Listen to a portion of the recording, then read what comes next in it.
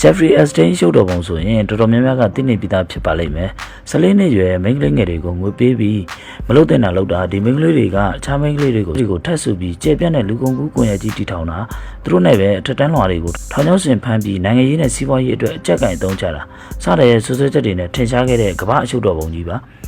ဒီရှုပ်တော်ပုံကြီးမှာပါဝင်ပတ်သက်သူတွေကကမ္ဘာကျော်နိုင်ငံရေးနဲ့စီးပွားရေးလောကကပုဂ္ဂိုလ်ကြီးတွေပါလက်ရှိအမေရိကန်သမ္မတဒေါ်နယ်ထရန့်နဲ့သမ္မတဟောင်းဘီကလင်တန်တို့ပါဝင်နေသလိုဗီဂိတ်အီလွန်မတ်တို့လည်းပါဝင်နေကြပါတယ်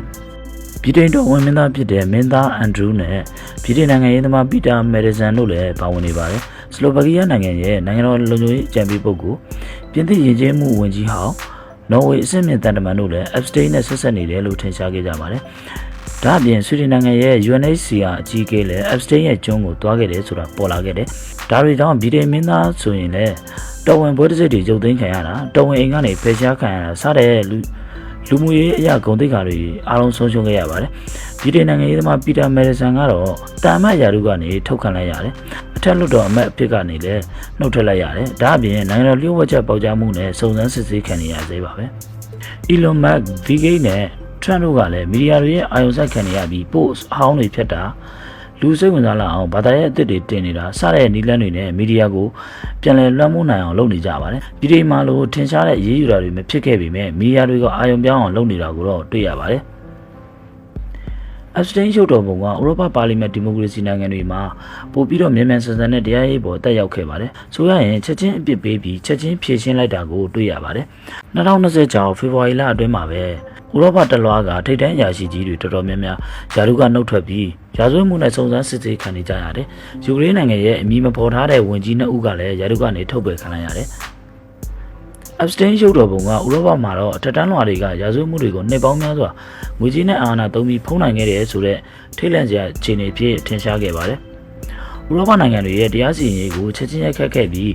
းလူလူယုံကြည်မှုကျဆင်းခဲ့တဲ့အဖြစ်ကချက်ချင်းကြုံခဲ့တယ်။ဒီပေါ်မှာလည်းဥရောပအဖွဲ့တွေကခက်မြက်မြက်အေးအေးယူလိုက်ကြတယ်။အခြားတစ်ဖက်ကအမေရိကန်နိုင်ငံကတော့မီဒီယာနည်းနဲ့ပြန်ရှင်းဖို့ကြိုးစားနေတာကိုတွေ့ရပါတယ်။ Epstein ရဲ့ Empire အခြေစိုက်ရာအမေရိကန်မှာတော့အထက်တန်းလွှာတွေရဲ့အကာအကွယ်ယူမှုကကြီးမားလွန်းနေတာကြောင့်ဖြည့်ရှင်းမှုကနှိမ့်ကွေးလွန်းနေပါတယ်။အမေရိကန်လွှတ်တော်က Epstein File Transparency Act ကိုအတည်ပြုပြီးဖိုင်နယ်ပေါင်း3သန်းကျော်ထုတ်ပြန်ခဲ့ပေမဲ့လည်းအရေးပါတဲ့အချက်လက်တွေကိုမဲမောင်ဖျက်ပစ်တာမျိုးတွေမယိုးသားတာတွေရှိနေတယ်လို့ဝန်ခံနေရပါတယ်။ Trump အစိုးရကတော့ Epstein File တွေထွက်လာပြီးတဲ့နောက်မှာတော့သမ္မတဟောင်းအိုဘားမားနဲ့အခြားဒီမိုကရက်တွေကိုစုံစမ်းစစ်ဆေးဖို့အမိန့်ပေးခဲ့တယ်။ Trump ကပြဿနာကိုဥရောပနိုင်ငံတွေလိုအမှန်တကယ်မဖြေရှင်းပဲအခြားပြဿနာတွေဆွဲထုတ်ပြီးမိကုံမိုင်းချနီးနဲ့ဖုံးကွယ်ဖို့စ조사နေတယ်လို့လွှတ်တော်အမတ် Thomas Massain ကတော့သုံးသပ်ထားပါတယ်။တကယ်တမ်းလည်း Epstein ရှုပ်တော်ပုံပေါ်လာပြီးတဲ့နောက်မှာ Trump ကရောဘာတွေလုပ်နေလဲဆိုတာကြည့်ကြရအောင်ပါ။ Trump ရဲ့ social media ဖြစ်တဲ့True Social မှာဘာသာရေးအသစ်တွေကိုတင်ပြီးလူလူရဲ့အာရုံစိုက်မှုလွှဲပြောင်းမှုစ조사နေတယ်လို့ဘာမကောအန်ဒရူးဂျေပီတာဆန်ကဆက်စစ်ဖော်ပြခဲ့ပါတယ်။ Trump ရဲ့စကားပြောဆိုပုံစံကိုနှိမ့်ချလေ့လာခဲ့တဲ့ပညာရှင် Brian L. O ကတော့ Trump တင်ခဲ့တဲ့ post တွေမှာရည်ချက်3ခုရှိပြီးအာရုံလွှဲခြင်းကတစ်ခုပါဝင်ဖြစ်တယ်လို့ဖော်ပြထားပါတယ်။ L. O က Trump ကိုလမ်းကြောင်းလွှဲခြင်းရဲ့ဆရာတစု Master of Misdirection လို့တောင်တင်ကြားထားပါတယ်။ NBC News ရဲ့အကြီးတန်းသတင်းတောက်တို့ကတော့ Trump က Epstein နဲ့ပတ်သက်တဲ့သတင်းတွေကနေလွတ်ဖို့ရုရှားဂိတ်လိုမျိုးအခြားအရှုပ်တော်ပုံအသစ်တွေကိုတမင်ဖန်တီးပြီးအာရုံလွှဲတဲ့နီးဗျူဟာကိုသုံးနေတယ်လို့ဆက်စစ်ဖော်ပြထားပါတယ်။ရုရှားဂိတ်ဆိုတာ2016မဲဆွယ်ပွဲမှာ Trump အသာရအောင်ရုရှားနည်းပညာရှင်တွေကကူညီခဲ့တာလားနဲ့ဒီလိုကူညီပေးဖို့ကို Trump ကပူးပေါင်းခဲ့တာလားဆိုတဲ့သတင်းမှာအဲ့ဒီသတင်းကတော့အထောက်အထားမခိုင်လုံပဲပြီးဆုံးခဲ့ပြီးသားပါ။အခု Epstein အမှုပေါ်လာချိန်မှာတော့ Trump ကအဲ့ဒီအမှုကိုပြန်ပြီးတော့ဖွာပါတယ်။နင့်နာသူအနေနဲ့ပါသူကအသေးဖြတ်ခံရတယ်။သူ့အပေါ်မှာအိုဘားမားအစိုးရကကျူးလွန်ခဲ့တယ်ဆိုတဲ့တန်တရားနဲ့ပြန်ပြီးတော့စစ်ဆေးစေခဲ့တာပါ။အိုဘားမားအစိုးရ Trump ကိုအသေးဖြတ်တာအကြမ်းဖက်အာဏာသိမ်းမှုစ조사တာဆိုတဲ့ဆွဆွဲချက်မျိုးနဲ့ဒီအမှုကိုချက်ချင်းပြန်ပြီးစစ်ဆေးစေခဲ့ပါတယ်။ AI နဲ့ဖန်တီးထားတဲ့အခန်းကဏ္ဍဗီဒီယိုတွေကိုလည်းဖြန့်ခဲ့ပါသေးတယ်။ဒါပေမဲ့ Trump ရဲ့ဆွဆွဲချက်တွေကဘာထောက်ထားမှမခိုင်လုံခဲ့သလိုအိုဘားမားနဲ့လည်းပတ်သက်တာလုံးဝမရှိတဲ့အကြောင်းတရားရုံးကစစ်ဆေးနိုင်ခဲ့ပါတယ်။ဒါကြောင့် Trump တင်တယ်လို့အမျိုးသားသစ္စာပေါက်ဆိုတဲ့အဆင့်ထိမရောက်ပဲအဆုံးသတ်သွားခဲ့ပါတယ်။အဲ့ဒီတော့ Epstein အမှုကမီဒီယာထက်မှပြန်ပြီးတက်လာပြန်ပါတယ်။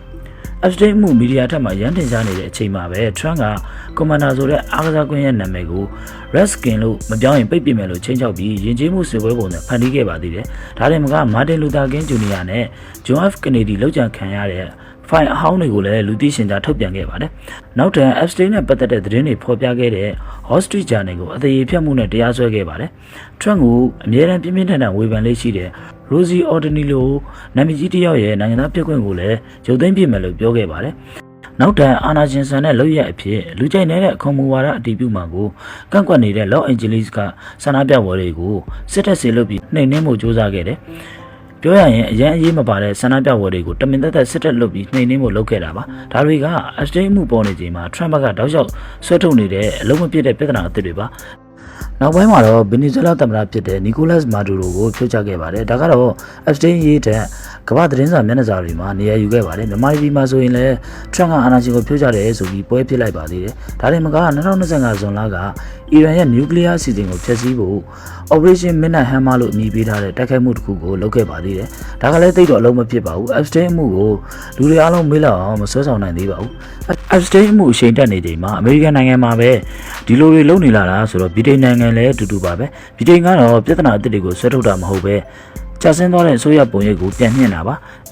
Epstein ရှုပ်တော်ပုံနဲ့ပတ်သက်ခဲ့တဲ့အစိုးရအဖွဲ့ဝင်အဆင့်မြင့်ရာရှိကြီးတွေအစိုးရအဖွဲ့အတွင်းကနှုတ်ထွက်ခဲ့ရတယ်နှုတ်ထွက်ခဲ့ပေမဲ့ဗြိတိန်ဝန်ကြီးချုပ်ကီယာစတာမာရဲ့အစိုးရပုံရိပ်ကတော့ကြာဆင်းခဲ့ရတယ်ဒီအချိန်မှာပဲထူးထူးခြားခြားတရုတ်နိုင်ငံကိုဝန်ကြီးချုပ်ကိုယ်တိုင်သွားခဲ့တယ်ဒီခရီးစဉ်ပေါ်မှာဝေဖန်သူတွေကအမျိုးသားလုံခြုံရေးနဲ့လူ့ခွင့်ရေးတန်ဖိုးတွေကိုစတေးပြီးရေလိုစီးပွားရေးအတွက်တရုတ်နိုင်ငံစီကိုသွားခဲ့တာလို့ရှုမြင်ပြီးအပြင်းထန်ကန့်ကွက်ခဲ့ကြပါတယ်Epstein ရှုပ်တော်ပုံပေါ်လူတွေအာရုံစိုက်မှုနဲ့တော့တမင်လုပ်ခဲ့တာလို့လည်းဝေဖန်သူတွေကထောက်ပြထားပါတယ်ဗြိတိန်ဝန်ကြီးချုပ်ကတော့တရုတ်လိုစီးပွားရေးအင်အားကြီးနိုင်ငံကိုလစ်လို့ရှုလို့မရဘူးလို့အကြောင်းပြခဲ့ပါတယ်ဝန်ကြီးချုပ်ကတရုတ်နိုင်ငံကိုသွားခဲ့တာကြောင့်ဗြိတိန်နိုင်ငံသားတွေအတွက်ဗီဇာမဲ့ဝင်ရောက်ခွင့်ရတာတွေဗြိတိန်ပေါ်တရုတ်ရဲ့ပိတ်ဆို့မှုတွေကိုရုပ်သိမ်းနိုင်တာတွေကိုနိုင်ငံရေးအရာအောင်မြင်မှုအဖြစ်ပုံဖော်ခဲ့ပါတယ်အဓိကအားဖြင့် Epstein မှုတက်နေချိန်မှာဗြိတိန်ကလည်းသူ့ရဲ့နိုင်ငံရေးအရာအောင်မြင်မှုတွေကိ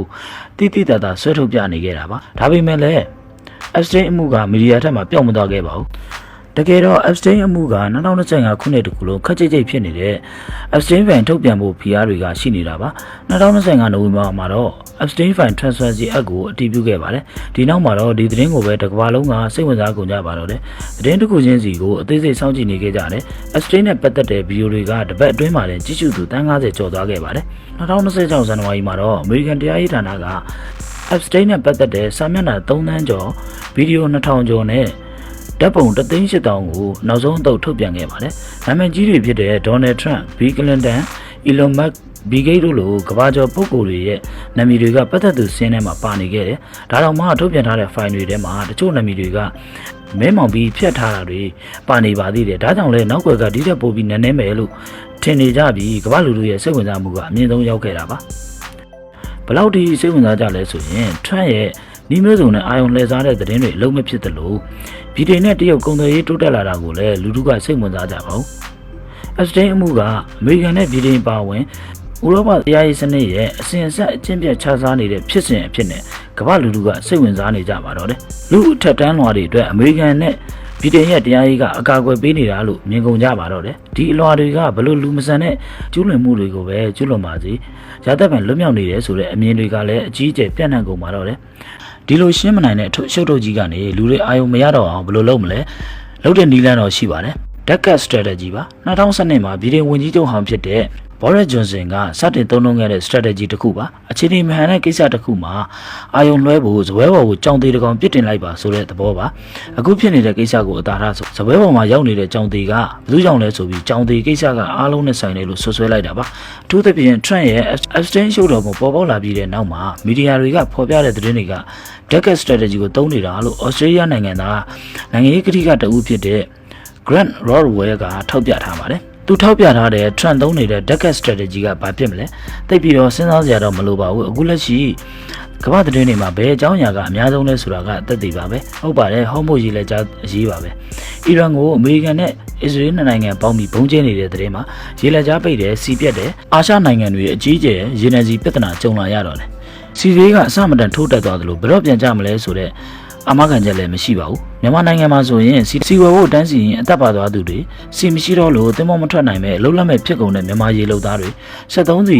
ကန့်သက်များလာလို့ work from home လုပ်ဖို့ကြေညာချက်ထုတ်ရတဲ့နိုင်ငံတွေစတဲ့အခက်အခဲပေါင်းများစွာနဲ့ကမ္ဘာနိုင်ငံတွေကြားရောက်ရက်ခတ်ကုန်ကြတော့တယ်ဘယ်နေပြီးမလဲမသိတဲ့စစ်ပွဲနဲ့ဘယ်အထိကြက်တဲမလဲမသိနိုင်တဲ့အခြေအနေကြားမှာကမ္ဘာလူထုကဟောမိုးရေလက်ကြားပြန်ဖွင့်ပြီးအမေရိကန်နဲ့အီရန်ပြဿနာငြိမ်းဖို့ပဲအာရုံစိုက်လာကြတော့တယ်ဒီကြားထဲမှာမီးလောင်ရလေပင်းနေတဲ့အမေရိကန်သမ္မတထရန့်ကလည်းအမျိုးမျိုးချင်းချောက်ပြီးစစ်ပွဲကို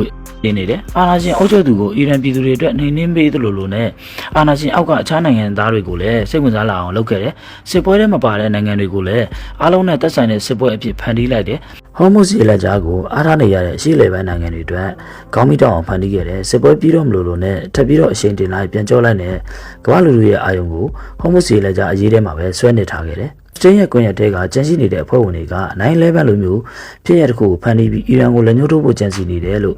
အီရန်ရဲ့ထိပ်တန်းလုံခြုံရေးအရာရှိဖြစ်သူကပြောခဲ့ပါတယ်။သူရဲ့ပြောဆိုချက်ကအစိုးရနိုင်ငံရေးတိုင်ဝမ်ကြားမှာပြောလို့ရှိတဲ့စကားဖြစ်တာကြောင့်ခိုင်မာမှုမရှိပေမဲ့ကမ္ဘာလူထုရဲ့အာရုံစိုက်မှုကတော့အစရင်ရှုပ်တော်ပုံမှာရှိမနေတော့ပဲအီရန်အမေရိကန်စစ်ပွဲဆုံးသက်ရေးမှာပဲစုပြုံနေပါတော့တယ်။ဒီလို abstain မှုပေါ်ပြီးတဲ့အချိန်မှာဒီသတင်းကိုကမ္ဘာလူထုစိတ်ဝင်စားမှုနည်းသွားအောင် Dark Strategy ကိုသုံးနေတယ်ဆိုတဲ့သုံးသက်ချက်တွေဟော်မုတ်စီလက်ကြားလို့ကမ္ဘာနိုင်ငံအများစုနဲ့ဆိုင်လာတဲ့ဖြစ်ရပ်တွေကတော့အမှန်တကယ်ဖြစ်လာနေပါတယ်။ဟော်မုတ်စီလက်ကြားရေးပေါ်လာပြီးတဲ့နောက်မှာတော့